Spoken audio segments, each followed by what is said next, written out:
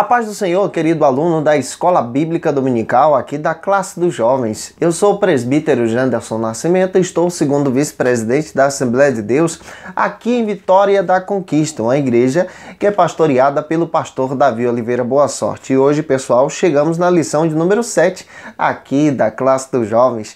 E Deus com certeza tem uma palavra toda especial para você. Hoje nós vamos avançar no nosso trimestre, o quarto trimestre da CPAD. Vamos estudar sobre um tema primordial, o genuíno culto pentecostal. Vamos aprender muito à luz da palavra de Deus e como os pentecostais adoram ao Senhor. E é claro que eu quero lembrar você que a gente está comentando a lição dos adultos, jovens e juvenis. Então vamos que vamos? Vamos aprender um pouco mais da palavra de Deus em nome de Jesus.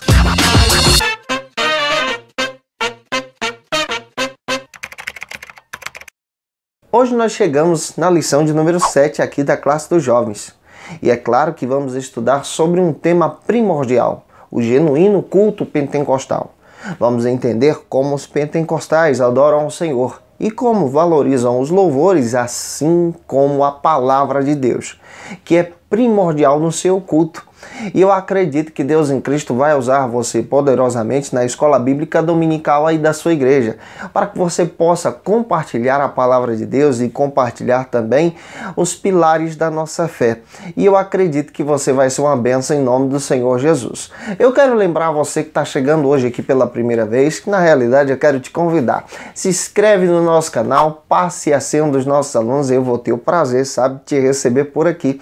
Deixa aí também o seu likezinho, seu joinha, porque com isso você acaba ajudando a gente a compartilhar ainda mais a palavra de Deus.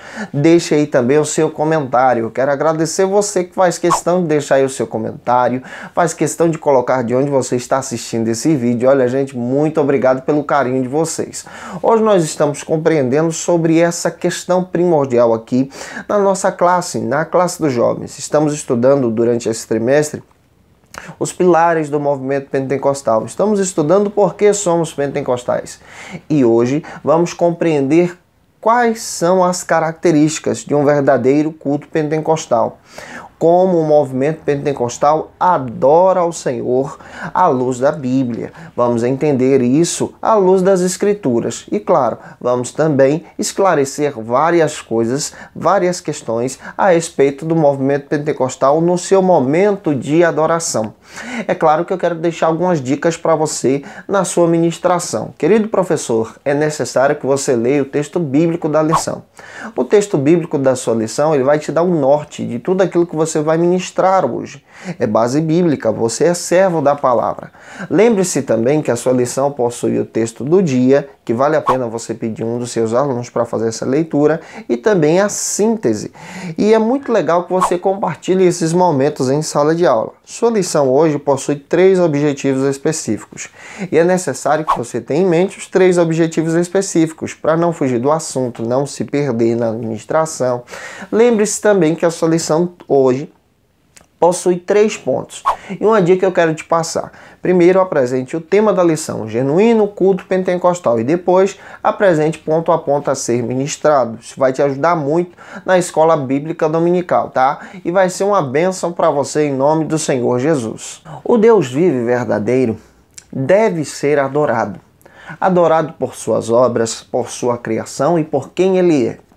E o movimento pentecostal procura adorar a Deus conforme as Escrituras. É claro que o movimento pentecostal possui aquela adoração diferenciada de outros movimentos.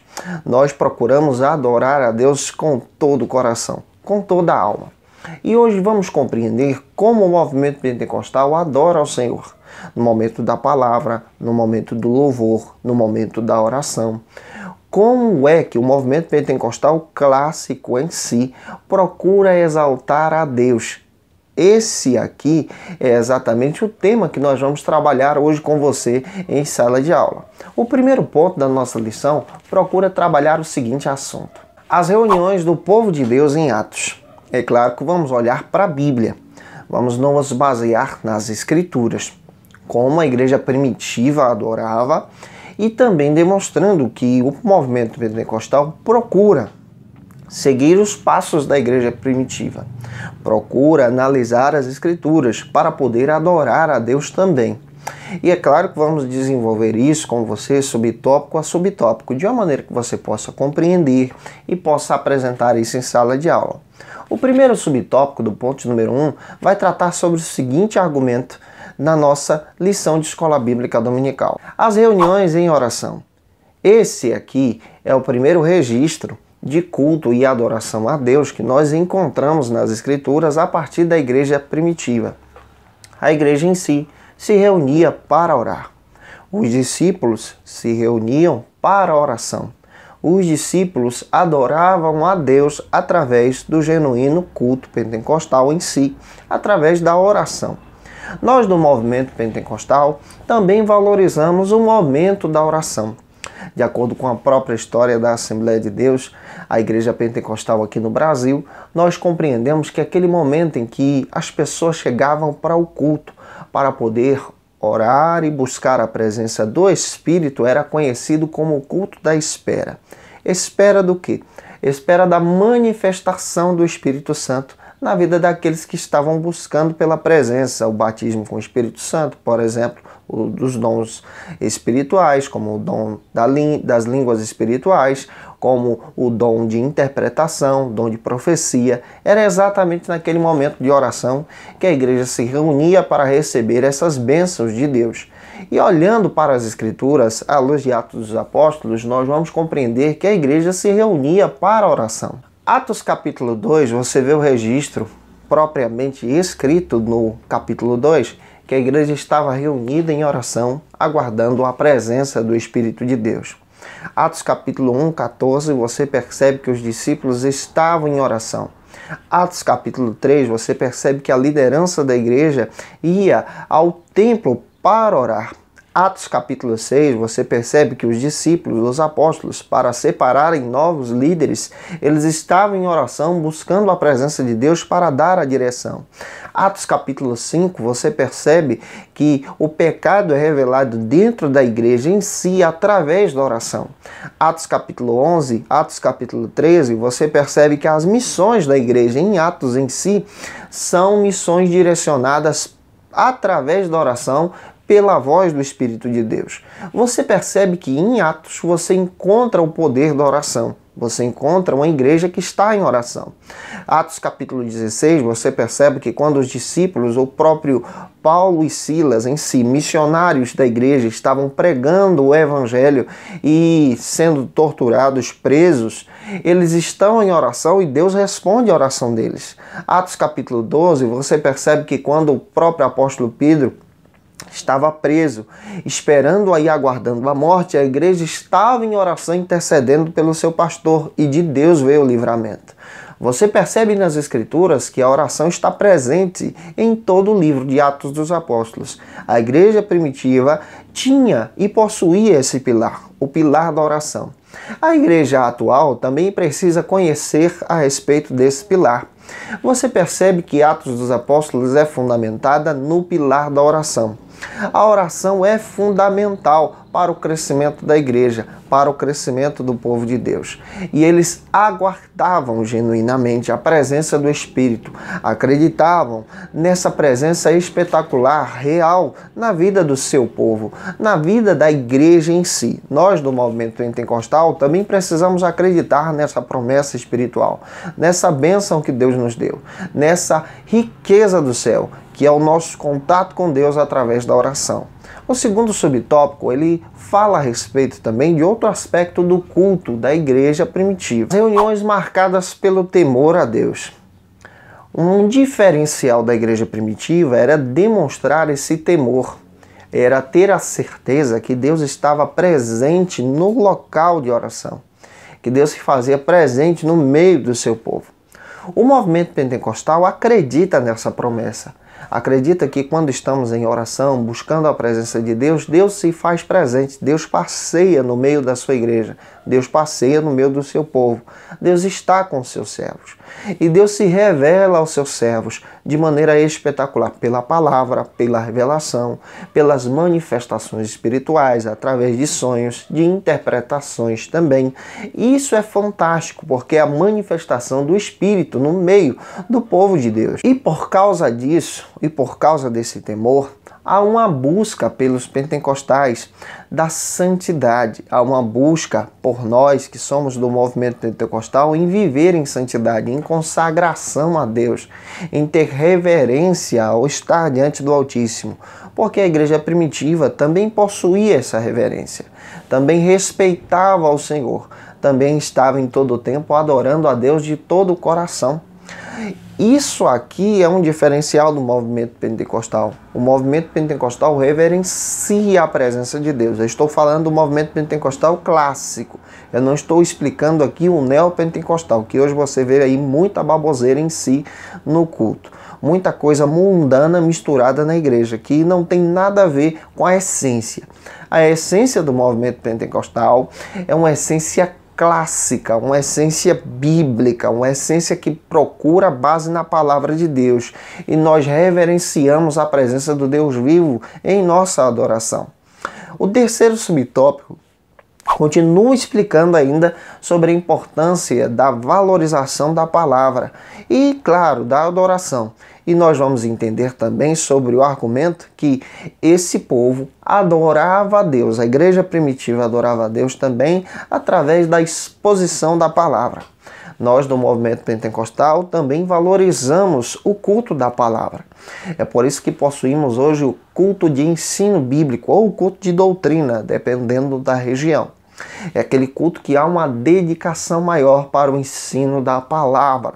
É aquele culto que o pastor da igreja transmite uma mensagem bíblica, uma mensagem doutrinária, uma mensagem que esclareça as escrituras, que faça sentido para a vida dos ouvintes. Nós do movimento pentecostal valorizamos o período da palavra, valorizamos as escrituras.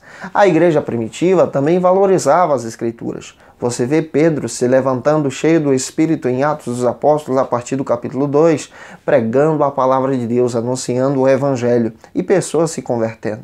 Você vê Estevão, no capítulo 7, expondo todo o Antigo Testamento, a exposição da palavra real ali.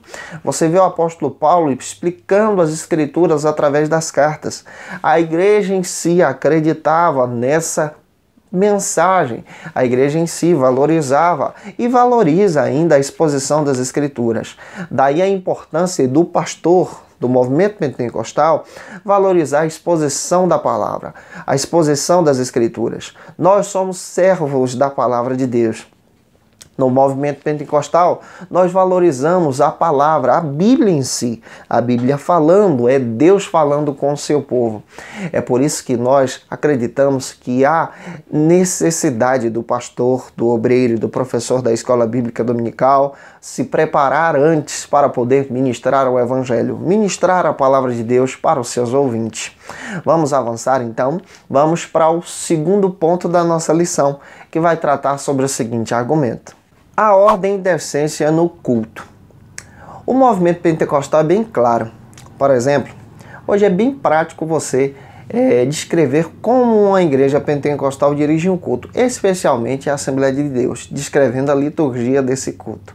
Você sabe muito bem como é que o povo de Deus trabalha. Geralmente, se for um culto de ensino, é aquele momento de oração, de 1 hora de oração até as 8, depois bate a sinetinha, vem 2 hinos da harpa cristã e, logicamente, vem o pastor ministrando a palavra de Deus.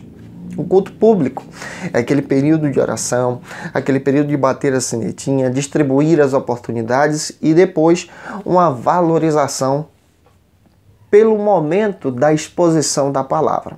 Nesse segundo ponto, nós vamos analisar subtópico a subtópico como o movimento pentecostal trabalha a liturgia do seu culto.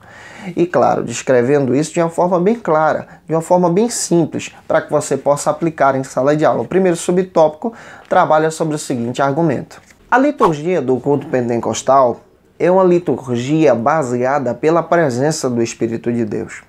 É o Espírito de Deus que direciona o dirigente do culto.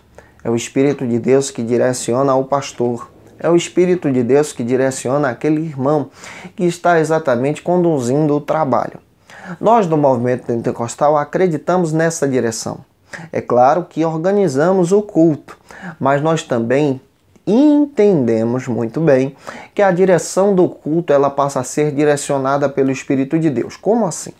Nós estamos dirigindo o culto, esse culto se inicia com oração, depois vem a apresentação da palavra de Deus e a partir daí nós começamos a distribuir as oportunidades.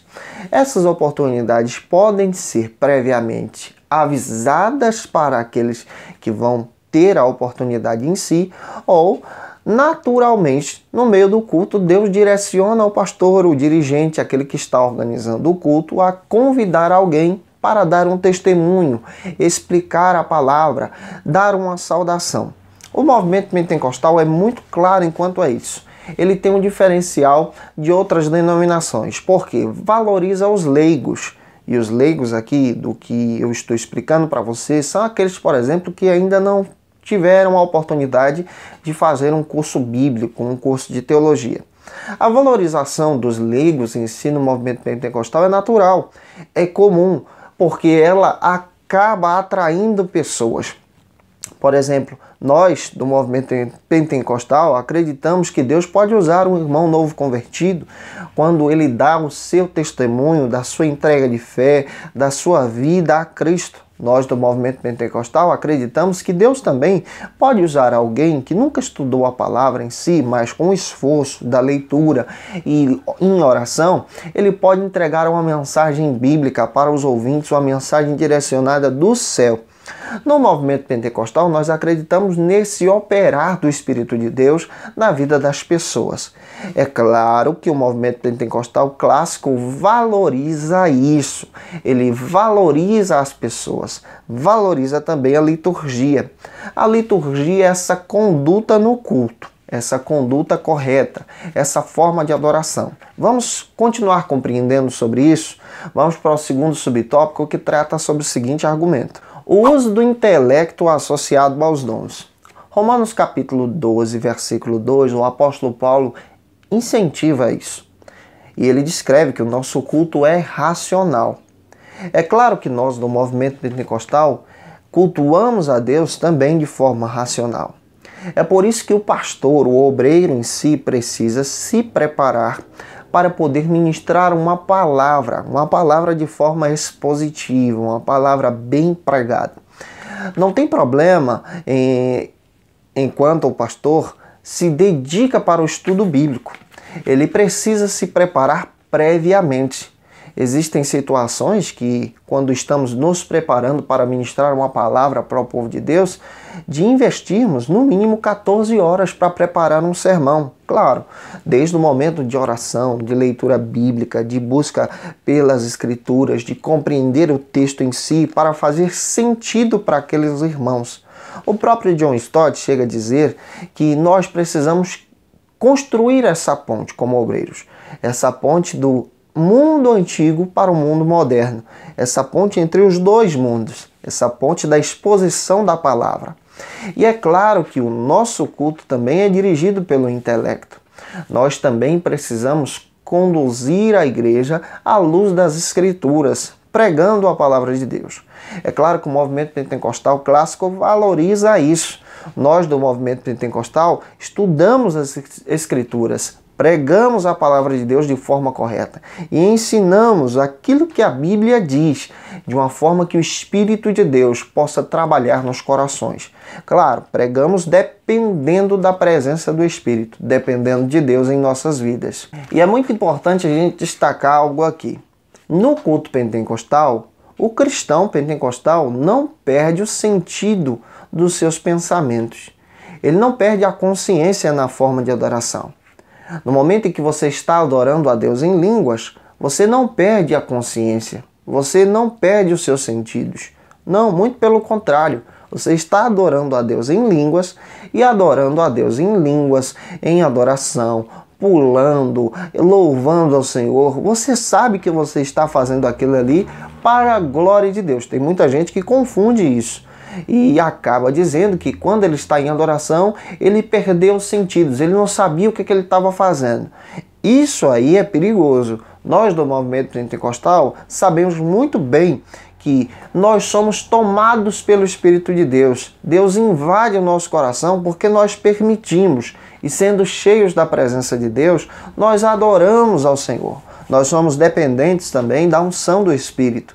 Somos dependentes também da graça de Deus.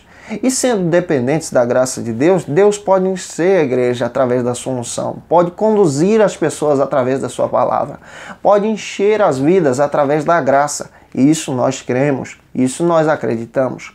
Vamos avançar? Vamos então para o terceiro subtópico do ponto número 2 da nossa lição, que vai trabalhar sobre o seguinte argumento. O espírito do profeta é sujeito ao profeta. É claro que eu preciso esclarecer algo aqui. O que a palavra de Deus fala a respeito desse espírito sujeito ao profeta aqui não é o Espírito Santo de Deus, membro da Trindade. O Espírito Santo de Deus, quando ele quer encher a casa, ele enche a casa. Você vê, por exemplo, na inauguração do templo, lá no Antigo Testamento com Salomão. Nenhum sacerdote suportou ficar de pé diante da glória de Deus. O Espírito Santo de Deus, ele não pode ser enjaulado. O Espírito Santo de Deus não pode ser guiado por homens. É ao contrário. Ele guia os homens. Ele conduz a igreja. Ele está entre o povo de Deus. O que a Bíblia diz a respeito do Espírito sujeito ao profeta é a respeito de o dom de profecia, é a respeito do dom da graça de Deus, que Deus conduz a alguém. De repente Deus te dá uma revelação. De repente Deus usa você cheio do Espírito. E a partir daquele momento você filtra a mensagem do Espírito. Filtrando essa mensagem, você logicamente procura ter um entendimento maior para poder passar aquela mensagem bíblica. Aquela mensagem que é compartilhada para as pessoas. Por exemplo, Deus pode te dar uma mensagem um dia atrás. E você pode explicar aquela mensagem para aquele irmão no dia seguinte. Essa questão que a própria Bíblia fala a respeito desse espírito ser sujeito ao profeta. É claro que o Espírito de Deus também não rouba os teus sentidos. Quando você adora a Deus, você exalta o Senhor, você se emociona, você sabe muito bem que você está fazendo aquilo. E o movimento pentecostal compreende isso. Compreende que o Espírito de Deus, ele enche a nossa vida da graça. Enche a nossa vida da presença, da unção do Espírito. É Ele que conduz a igreja, é Ele que conduz a minha vida e conduz você também. E o sentido do que Paulo está dizendo a respeito do Espírito ser sujeito ao profeta, o Espírito do profeta ser sujeito ao profeta, é para não causar confusão. Tem muita gente que entende que o Espírito Santo, na realidade, cessou o dom de profecia há muito tempo atrás. Isso aí é errado. Nós compreendemos muito bem que o Espírito Santo conduz os seus servos através de profecias bíblicas, profecias genuínas, profecias que conduzem a igreja e trazem uma mensagem do céu. O que estamos explicando para você é algo bem claro, de uma forma que você seja cheio da graça de Deus, mas não perde os sentidos e filtra aquela mensagem para que você possa passar da melhor maneira possível, para que a pessoa tenha clareza da mensagem de Deus naquele momento que essa mensagem é entregada. Vamos para o quarto subtópico da nossa lição, que vai tratar sobre o seguinte argumento: adorando a Deus em espírito e em verdade. Quando Jesus, em João capítulo 4, tem aquela conversa com a mulher samaritana, ele explica algo que é bem interessante. Ele fala para aquela mulher que chegou o tempo de adorar a Deus em espírito e em verdade. Quando estamos em adoração, nós devemos adorar a Deus de todo o coração, adorar a Deus de toda a alma. O movimento pentecostal valoriza isso, valoriza essa adoração verdadeira, essa adoração que mexe com a sede dos teus sentimentos. Nós do movimento pentecostal clássico acreditamos nessa adoração. Ou seja, preste bem atenção, nós valorizamos o momento de oração, ali adoramos. Nós valorizamos o momento de reverência ao estar diante de Deus com temor, ali também adoramos. Nós valorizamos o momento da exposição da palavra, porque é Deus falando conosco, ali também adoramos. Nós valorizamos o momento da manifestação espiritual que o Espírito de Deus conduz à igreja na hora que Ele quer, aquele sopro espiritual que envolve a nossa vida e nós, ali também adoramos.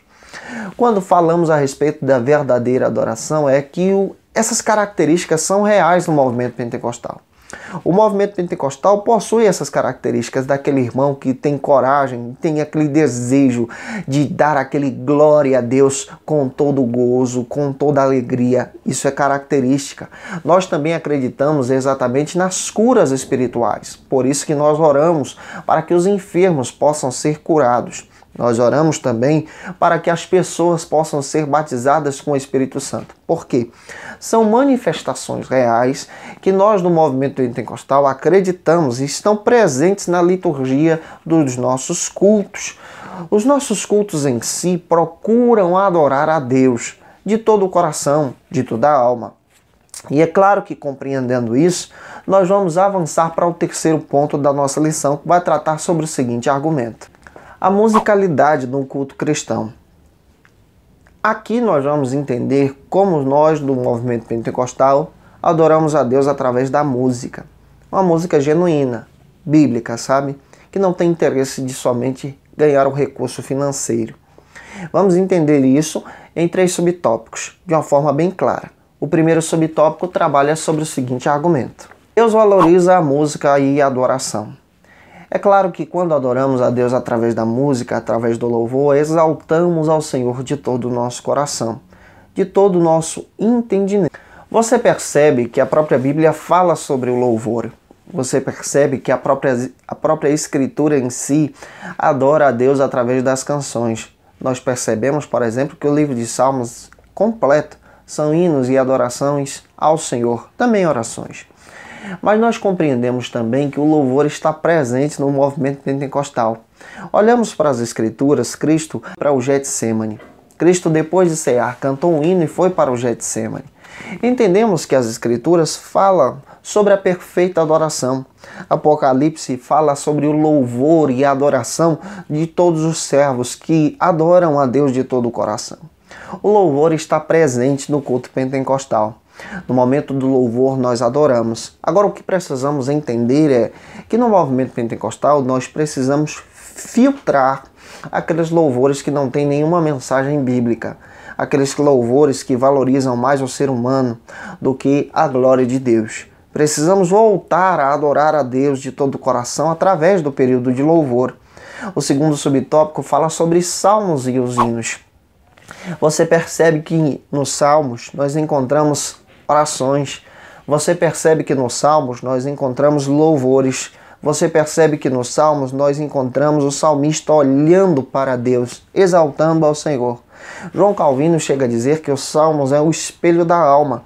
É no louvor, na adoração, que nós exaltamos a Deus. É no louvor que nós fechamos os nossos olhos e exaltamos a Deus de todo o coração. E no movimento pentecostal nós valorizamos esse momento, porque esse momento edifica a nossa vida, edifica também o nosso coração e exalta a Deus. O louvor deve ser direcionado para Deus, não para dar uma indireta a alguém, não para poder extrair valores da vida dos nossos irmãos, não.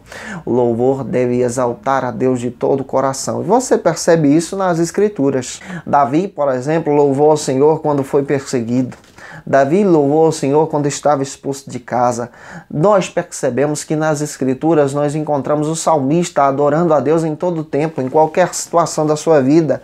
O movimento pentecostal ensina sobre isso.